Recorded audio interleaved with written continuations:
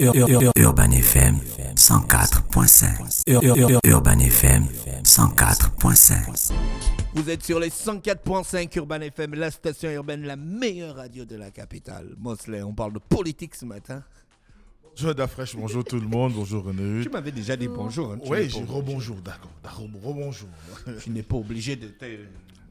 Ah non, mais ce sont des formules consacrées. Après, on te enverra un message pour te dire qu'on n'a pas, on n'a pas salué. Donc, l'actualité politique tourne autour de quoi? Alors, pour la politique ce matin, on va aborder deux petits sujets que j'estime être intéressants pour nos auditeurs, notamment la vie chère. La vie chère, vous savez que de plus en plus, nous sommes donc confrontés à une augmentation des prix que beaucoup ne comprennent pas. Et notamment, récemment, on nous a fait connaître qu'il y a désormais des augmentations, par exemple, des prix du pain à l'intérieur du pays, notamment à Ouillem où la baguette serait désormais à 150 francs. Et dernièrement, lors du moins de ce qui ressort des communications, il semblerait que pour le ministre du Commerce, il n'y a aucune augmentation de prix en République gabonaise. Donc à ce titre-là, on se pose désormais la question de savoir qu'est-ce qui se passe exactement, parce que beaucoup ne comprennent pas aussi bien les produits de première nécessité, même les produits qu'on dit souvent qui sont exonérés de taxes se retrouvent avec des montants parfois qu'on ne comprend pas. Moi, récemment, j'ai fait l'expérience d'aller dans un supermarché. Et en y allant, moi, il y a un poisson qu'on préfère souvent parce que très facile pour le bouillon et consorts. Le maquereau, la dernière fois que je suis allé en supermarché pour en prendre, il était autour de 1150 au plus, sinon 1200 au plus.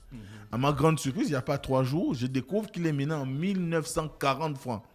Je me suis posé la question de ce qui se passe. Donc, et je crois que je ne suis pas le seul. On voit de plus en plus sur les étals des commerçants des denrées, du moins des produits qui subissent une inflation que personne n'explique.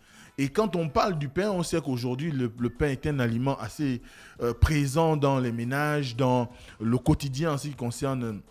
on va dire les rations des populations entre le matin pour le petit déjeuner. Il y a même certains qui, au déjeuner, prennent du pain, le soir pareil.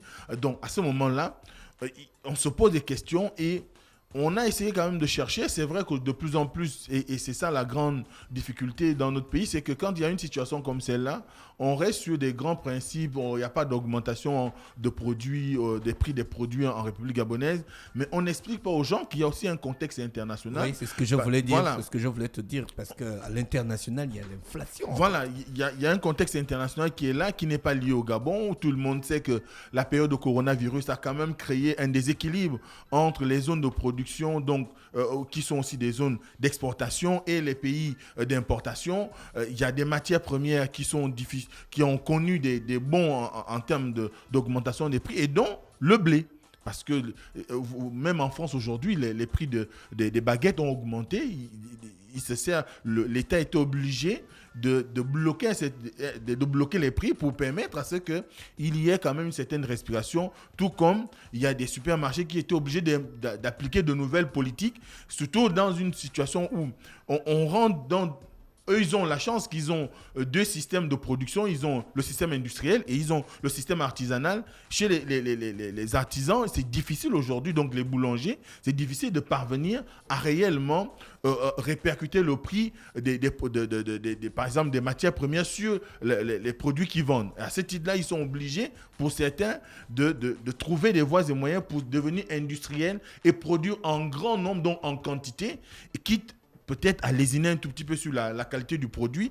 Et les supermarchés, eux, ils produisent en quantité industrielle. Donc, ils ont la possibilité de jouer sur des marges et miser sur la quantité. Donc, à ce moment-là, nous, on a un système artisanal. On n'a pas réellement de structure suffisamment hyper développée pour l'industriel, pour la fabrication du pain. Donc, il est normal qu'il y ait une certaine inflation. Enfin, je ne dis pas que c'est acceptable, mais je trouve que les commerçants qui, peut-être à l'intérieur du pays, sont en train d'augmenter les prix, parce que vous savez qu'il y a des chaînes.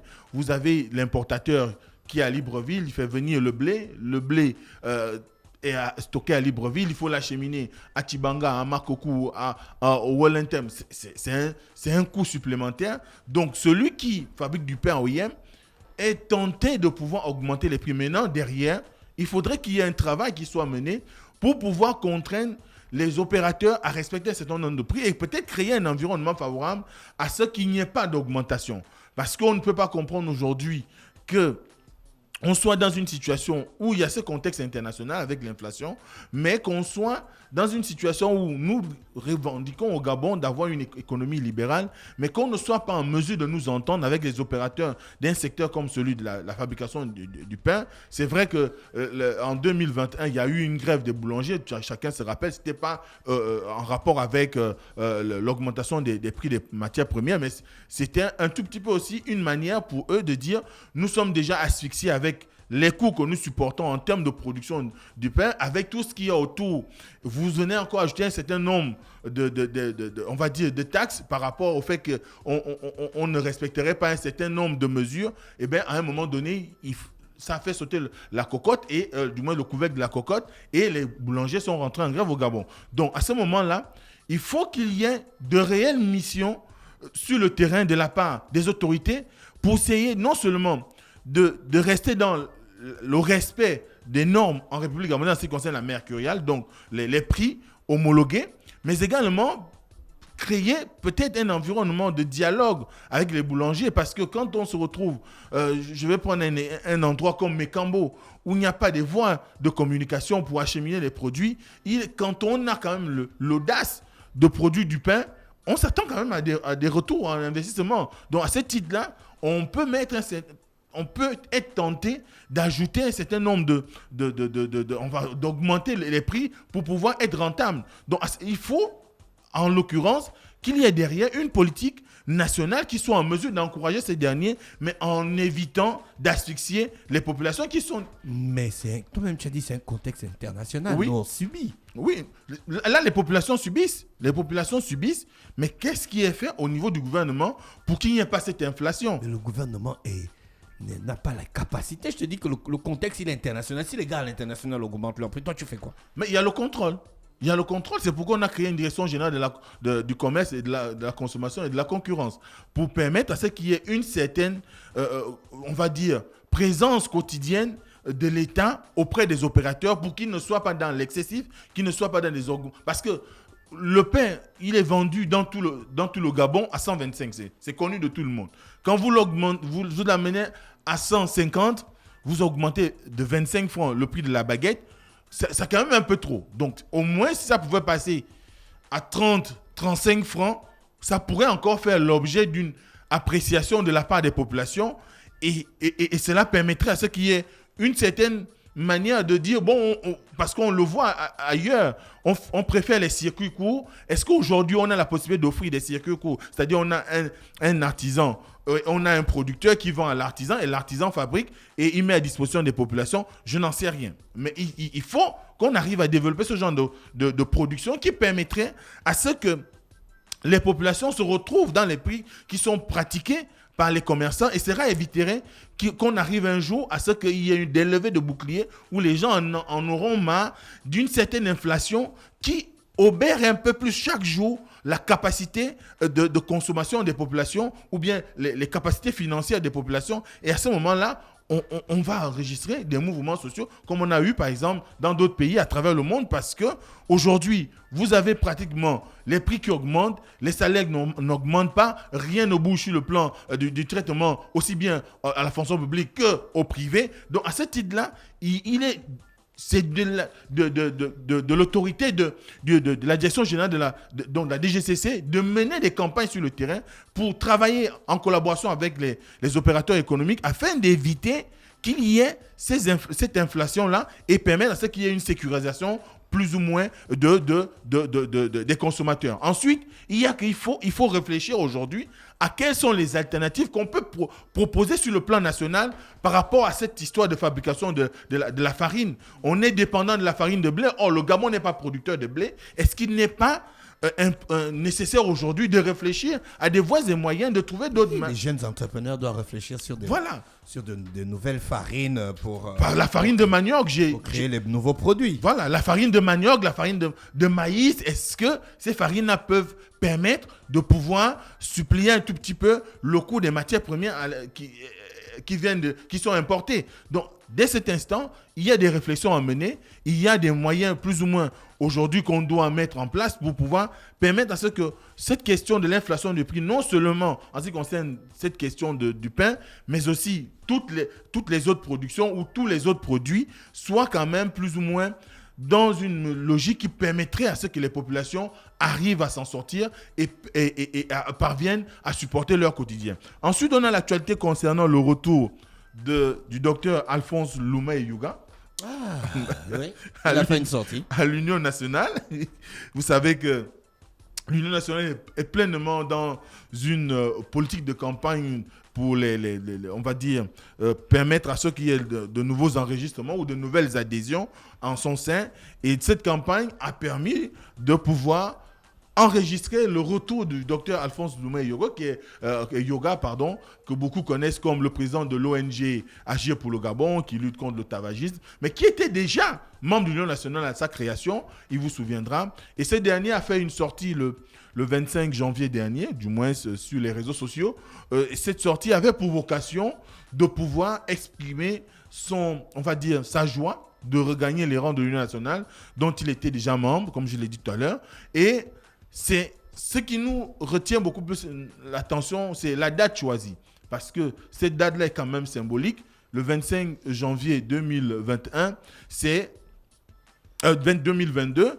Et le 25 janvier, en ce qui concerne l'Union nationale, c'est une date monumentale parce que c'est le 25 janvier 2011 qu'André Mbobam, alors secrétaire exécutif de l'Union nationale, avait prêté serment, avait créé un gouvernement parallèle pour continuer dans la lutte de la contestation de l'élection de 2009 dont il revendiquait être le principal vainqueur, et il s'était imposé comme le principal opposant à Ali Bongo Ondimba. Et le docteur Alphonse Louma ne l'a pas choisi simplement parce que c'était une date quelconque, mais c'était aussi un hommage à cette prestation de serment-là, mais également un hommage rendu à André Mbobam, qui, je crois, les avait amenés à adhérer à cette formation, à cette initiative qui avait regroupé un grand nombre de personnalités et qui avait créé l'Union nationale dans l'optique de pouvoir proposer une alternative au PDG, et qui aujourd'hui, on connaît le parcours qu'a eu l'Union nationale entre-temps, et par la suite le décès d'André Mbobam. À la suite du décès d'André Mbobam,